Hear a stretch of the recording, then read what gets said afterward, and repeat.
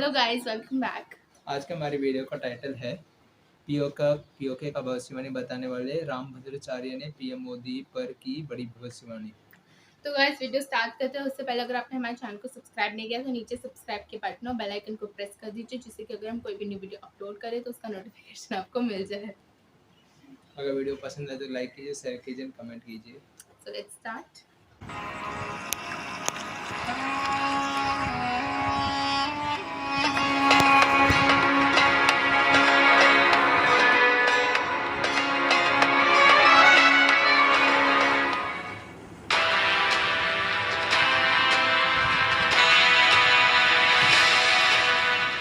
नमस्कार। 69 साल बाद जब देश की सर्वोच्च अदालत ने राम मंदिर पर ऐतिहासिक फैसला सुनाया, तब एक ऐसे महात्मा की भी चर्चा हुई जिन्होंने मुस्लिम जज के आगे वेदों की व्याख्या करते हुए अयोध्या में राम मंदिर की मौजूदगी का प्रमाण दिया। उस वक्त एक ऐसे महात्मा की चर्चा हुई जो ना देख सकते थे, ना लिख सकते थे, फिर भी उन्होंने अपने ज्ञान के बल पर अयोध्या में मंदिर की दिशा और दूरी की बिल्कुल सटीक जानकारी दी, और जिसके बाद जाकर कोर्ट ने अयोध्या में राम मंदिर की मौजूदगी को स्वीकारा। ये महात्मा कोई और नहीं बल्कि पद्म विभूषण से सम्मानित धर्म चक्रवर्ती, दार्शनिक, रचनाकार और तुलसी पीठ के संस्थापक जगत गुरु रामभद्राचार्य थे। आज की तारीख में ये लोगों के लिए संत के रूप में परमात्मा के अवतार हैं। एक ऐसे संत हैं जिनके नाम में प्रभु राम बसते हैं। एक ऐसे संत हैं जिनका संपूर्ण जीवन मानव कल्याण को समर्पित रहा और जिनके दर्शन मात्र से ही मानव कल्याण होता है। आप सोच रहे होंगे कि आज हम जगत गुरु रामभद्राचार्य की बात क्यों कर रहे हैं, तो इसके पीछे की वजह है देश के प्रधानमंत्री नरेंद्र मोदी से जुड़ी जगत गुरु रामभद्राचार्य जी की भविष्यवाणी। हम अक्सर आपके लिए ऐसे ऐसे भविष्य वक्ताओं की भविष्यवाणियां लेकर आते रहे हैं जिन्होंने अपने ज्ञान और दिव्य दृष्टि के बल पर दुनिया को चौंकाया। इसी लिस्ट में जगत गुरु रामभद्राचार्य जी भी शामिल हैं, जिनकी दूरदृष्टि और ऐतिहासिक कामों ने पीएम मोदी को भी अपना मुरीद बना रखा है। आज की तारीख में जगत गुरु रामभद्राचार्य जैसी महान शख्सियत के प्रभाव से पीएम मोदी भी अछूते नहीं है, और वो इसलिए क्योंकि भौतिक आंखों के बिना 80 ग्रंथों की रचना कर चुके हैं और तकरीबन 22 भाषाओं का ज्ञान है। धर्म कर्म से तो जुड़े ही हैं, इसके अलावा अपने दम पर विश्व की पहली हैंडीकैप यूनिवर्सिटी की भी नींव रखी।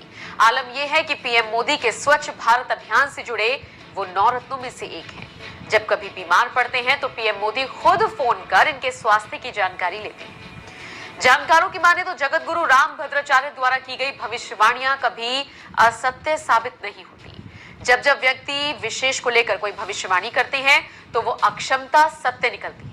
फिर चाहे 2 बार मोदी जी के प्रधानमंत्री बनने की भविष्यवाणी हो या फिर रामनाथ कोविंद जी के बड़े पद पर आसीन होने की भविष्यवाणी, एक बार फिर पीएम मोदी को लेकर बड़ी भविष्यवाणी की है उन्होंने। इस बार बाकायदा मोदी को आशीर्वाद देते हुए जगत गुरु रामभद्राचार्य ने उनके तीसरी बार प्रधानमंत्री बनने की भविष्यवाणी कर डाली है।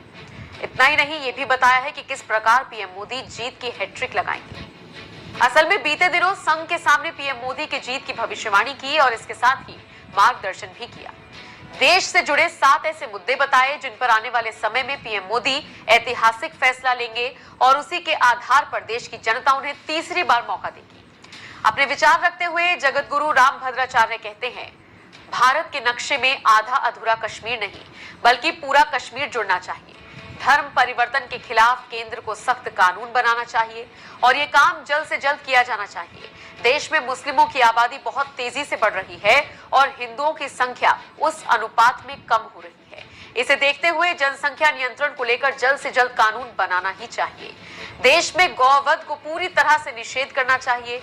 देश के भीतर एक कानून होना चाहिए, फिर चाहे नागरिक किसी भी धर्म का क्यों ना हो। हिंदी को राष्ट्रभाषा बनाना चाहिए और रामायण को राष्ट्रीय ग्रंथ का दर्जा मिलना चाहिए।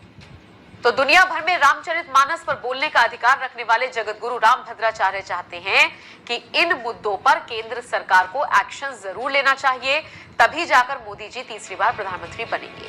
वैसे इससे पहले जगत गुरु रामभद्राचार्य पीओके को लेकर भी चौंकाने वाली भविष्यवाणी कर चुके हैं, जिनमें उन्होंने कहा कि साल 2024 तक पीओके अखंड भारत का हिस्सा बन जाएगा। देखा जाए तो जगत गुरु रामभद्राचार्य की ये भविष्यवाणियां हैरान जरूर करती हैं, लेकिन जब हकीकत का रूप लेती हैं तो सोचने पर मजबूर करती हैं। वैसे जगतगुरु राम भद्राचार्य के नजरिए से मोदी जी का तीसरी बार प्रधानमंत्री बनना देश हित में है या नहीं, कमेंट करके आप अपनी राय हमें जरूर दें। गाइस यहाँ पे वीडियो खत्म हो गई और मैंने बोला था ना कि एक तो इनकी भविष्यवाणी बहुत अच्छी थी मोदी जी की तीसरी बार प्रधानमंत्री बनने की, और इससे जस्ट पिछली वीडियो में मैंने बोला कि आज़ादी वाली जो बायजूस ने कोलैबोरेशन करके वो आज़ादी का वो बना है, वो अब तक की बेस्ट वीडियो। अब जस्ट होप कि 2024 में भी हम रिएक्शन दें और वो ये वीडियो पीओके वाली कि मोदी जी ने पीओके का वो हो गया और वो सबसे बेस्ट होगा। और क्या कहते हैं कि अगर जैसे कि जयशंकर जी ने भी बोला था, उनसे एक बार मीडिया रिपोर्टर ने पूछा था, उन्होंने बोला कि पीओके का भारत पे क्या स्टांस है, क्या है, तो उन्होंने बोला था कि पीओके एज मतलब भले ही वो हमारा हिस्सा है बट उसमें जुरिस्डिक्शन, उसमें जो एडमिनिस्ट्रेशन है वो पाकिस्तान का है, तो बस हमें वो एडमिनिस्ट्रेशन लेना है। अब मुझे नहीं पता कि वो मिलिट्री उससे होगा या कोई अग्रीमेंट होगा किस सर्कमस्टांसेस में, बट ये है कि मिलिट्री से होगा तो फिर ज़्यादा लॉस होगा दोनों ही साइड को, और मिलिट्री से नहीं होना चाहिए, पीसफुली हो जाना चाहिए। और इससे क्या कहते हैं फिर जो सोल्जर शहीद होते हैं वो भी बहुत कम हो जाएगा, और क्या कहते हैं ये इंडिया अपने इंफ्रास्ट्रक्चर पे फोकस कर पाएगा, मतलब जो इंडिया में इंटरनल इश्यूज हैं उस पर फोकस हो पाएगा, एजुकेशन, हेल्थ, बहुत सारे हैं, तो अच्छा हो जाएगा अगर पीओके पे हो जाएगा तो कुछ फैसला। बिल्कुल, लाइक वीडियो में कई सारी बातें कही गई थी, कवर अप की गई थी।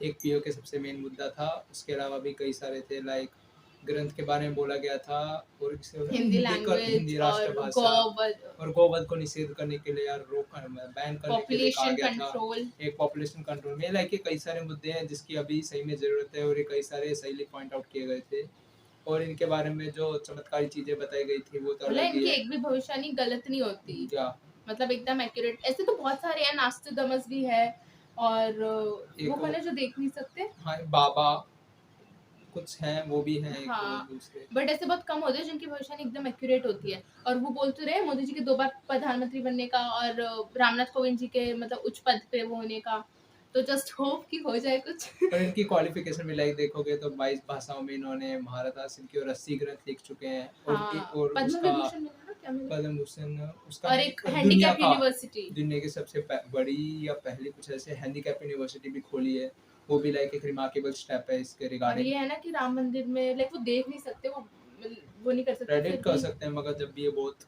अद्भुत चीज है, और पीओके के बारे में जो बताया वो मजे तो आ जाएंगे। अलग ही है। अभी 2022 चल रहा है ना, लाइक अभी मतलब अगस्त है, नहीं सॉरी अभी सितंबर स्टार्ट हो जाएगा, अगस्त है, 22 अगस्त। सितंबर स्टार्ट हो जाएगा, तो अक्टूबर, नवंबर, दिसंबर, उसके बाद 1 साल बचेगा फिर। तो देखते हैं। इस वीडियो के लिए इतना ही गाइस, आपसे अगली वीडियो में मिलते हैं, जब तक के लिए जय हिंद। जय हिंद।